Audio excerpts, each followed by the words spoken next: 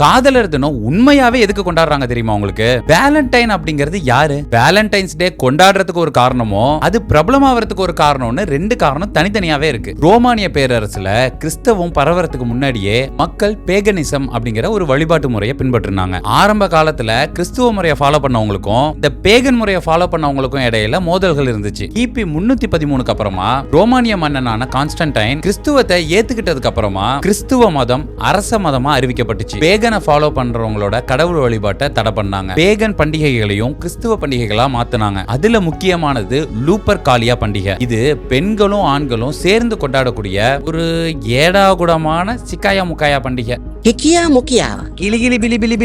இததான் ஏற்கனவே இருந்த வேலண்டைன்ஸ் டேவை லூப்பர் காலியாவுக்கு மாற்றா மாத்தி பிரபலமாக்கிட்டாங்க அப்படின்னு ஒரு கருத்து இருக்கு. சரி, இப்ப வேலண்டைன்ஸ் டே ஏன் கொண்டாடுறாங்க அப்படிங்கிற கதைக்கு வருவோம். கிபி 3ஆம் நூற்றாண்டுல ரோமானிய பேரரச 2ஆம் கிளாடியஸ் அப்படிங்கிற மன்னன் ஆட்சி செஞ்சுக்கிட்டு இருந்தான். அவன் கிட்ட ஒரு விசித்திரமான நம்பிக்கை இருந்துச்சு. அது என்னன்னா, திருமணம் ஆன ஆண்களை விட திருமணமாகாத இளைஞர்கள் தான் முரட்டுத்தனமா சண்டை போடுவாங்க, போர்க்களத்திலையும் மிகச்சிறந்த வீரர்களா இருப்பாங்க அப்படிங்கிறது அந்த மன்னனுடைய நம்பிக்கை.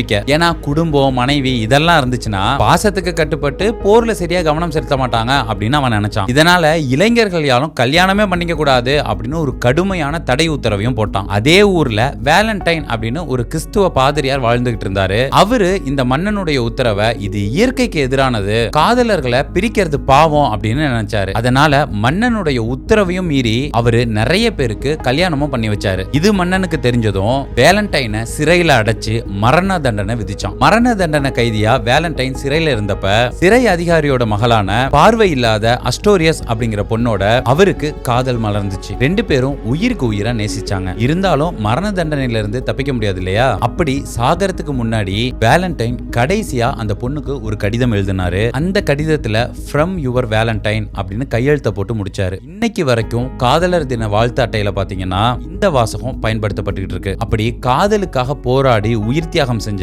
வேலண்டைன் கொல்லப்பட்ட நாள் கிபி 270 பிப்ரவரி 14. இதுக்காக தான் வேலண்டைன்ஸ் டே கொண்டாட ஆரம்பிச்சாங்களாம். இது இல்லாம வேறு சில கிளை கதைகளும் சொல்லப்படுது. ஆனா பெரும்பான்மையா ஏத்துக்கப்பட்ட கதை இதுதான்.